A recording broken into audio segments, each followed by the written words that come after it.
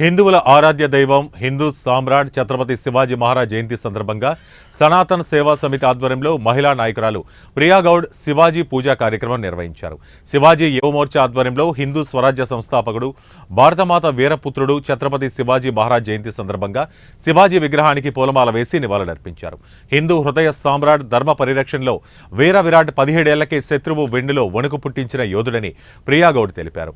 మరాఠా యోధుడు హిందూ బంధువులందరికీ ఛత్రపతి శివాజీ మహారాజ్ జయంతి శుభాకాంక్షలు తెలిపారు. హిందువులు ప్రతి ఒక్కరూ శివాజీ మహారాజ్ గురించి తెలుసుకోవాల్సిన అవసరం ఉందని ఆమె అన్నారు. బట్ ఎప్పుడు కూడా ఏ హిస్టరీ బుక్స్ లో కూడా శివాజీ ఛత్రపతి మహారాజ్ గురించి కానీ సంభాజీ మహారాజ్ గురించి కానీ ఎప్పుడు ఎక్కడ పోర్ట్రే చేయలేదు, లేదా ఎప్పుడు డిస్కషన్స్ కూడా రాలేదు.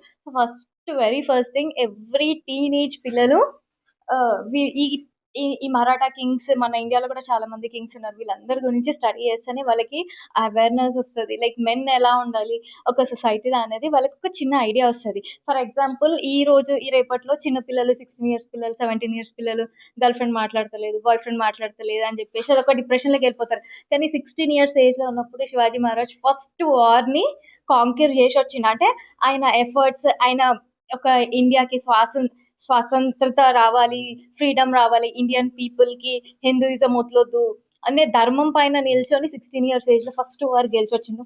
అట్లాంటి లీడర్ బి కృష్ణ గౌడ్, మా మమ్మీ పేరు బి లక్ష్మి గౌడ్.